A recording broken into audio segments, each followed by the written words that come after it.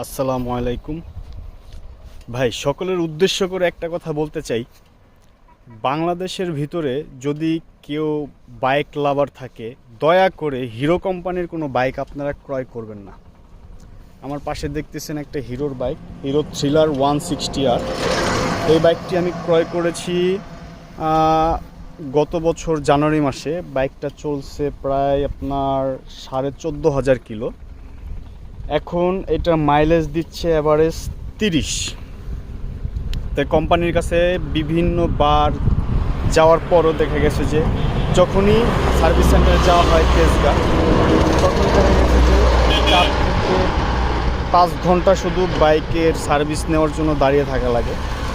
তো এই বাইকটা মানে কি বলবো, তার বড় বিষয় হচ্ছে গিয়ে এই যে পাদানি।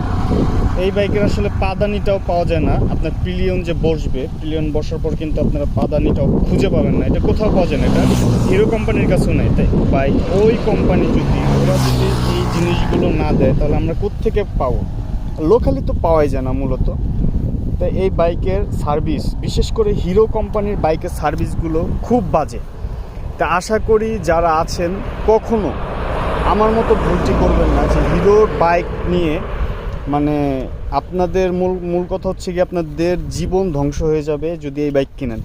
হ্যাঁ, দেখা গেছে সবার এরকম, আর সবার সাথে এরকম হয় না, কিন্তু ম্যাক্সিমাম আমি যাদের সাথে কথা বলছি তারা হিরোর বাইক নিয়ে আসলে খুব কি বলবো মানে চিন্তিত। আসলে তারা এই বাইকটাকে না পারতেছে সেল করতে, না পারতেছে চালাইতে।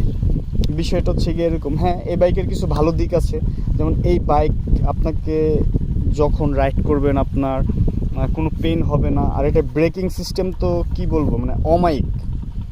ব্রেকিং সিস্টেম খুবই ভালো এই বাইকের, কিন্তু প্রবলেমটা হচ্ছে মাইলেজ।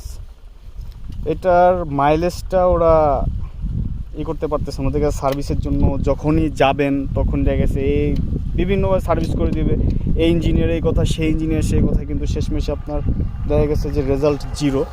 তাই আশা করি বাইক কেনার আগে আপনারা 10 থেকে 20 বার চিন্তা করবেন যে আসলে বাইক আসলে আপনার জন্য কোনটা ভালো হবে।